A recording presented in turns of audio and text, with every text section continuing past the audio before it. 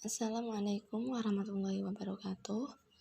Kami dari kelompok 6 akan menjelaskan sedikit tentang perkembangan pendidikan Indonesia setelah tahun 1965 sampai runtuhnya Orde Baru. A.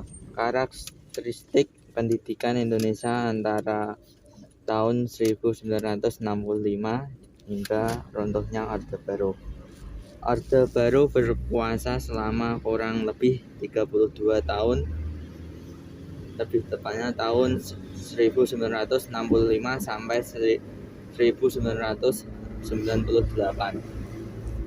Selanjutnya yang kedua, Undang-Undang Sistem Pendidikan Nasional sejak tahun 1965 dan pelaksanaannya.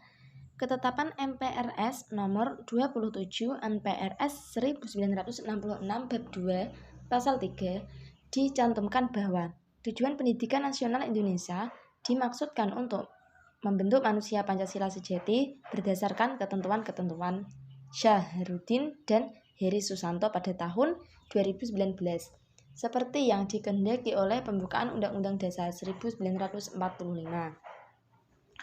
Oke. Secara umum, tujuan pendidikan telah dinyatakan dalam Undang-Undang Dasar 1945 bab 12 pasal 31. A. Tiap-tiap warga negara berhak mendapatkan pengajaran. B. Pemerintahan mengusahakan dan menyelenggarakan satu sistem pengajaran nasional yang diatur dengan undang-undang.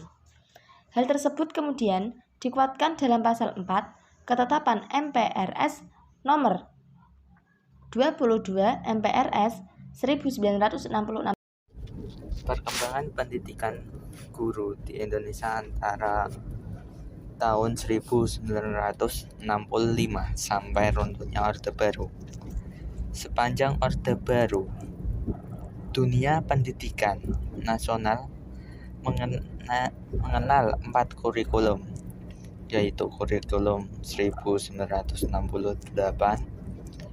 1975, 1984, dan 1994. Kurikulum 1968 bersifat politis, mengganti Rencana Pendidikan 1964 yang dicitrakan sebagai produk Orde Lama.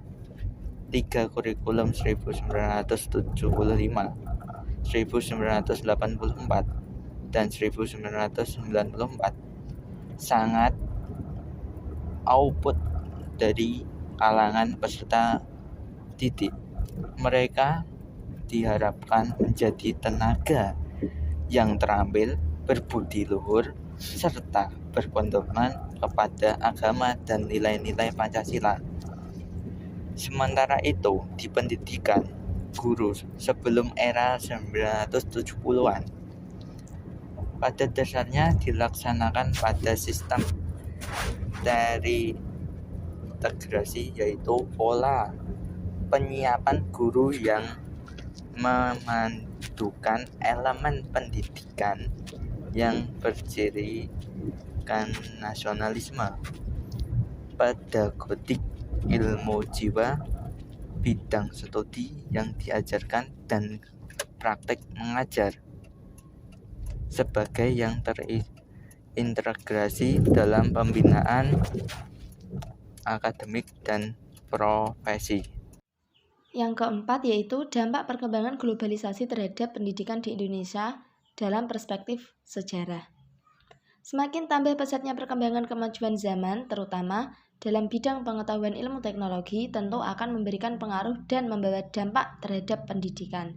Realitanya, pendidikan mengalami krisis nilai.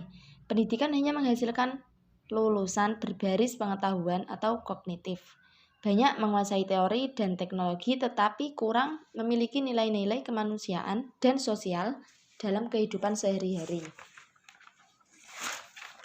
Lanjut, akibat krisis yang dirasakan langsung dalam pendidikan adalah A. Menurunnya kemampuan masyarakat dalam membayar biaya pendidikan.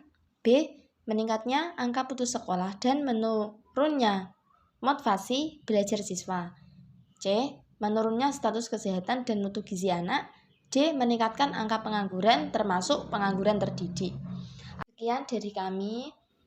Apabila ada tutur kata yang kurang berkenan, kami mohon maaf yang sebesar-besarnya. Wassalamualaikum warahmatullahi wabarakatuh.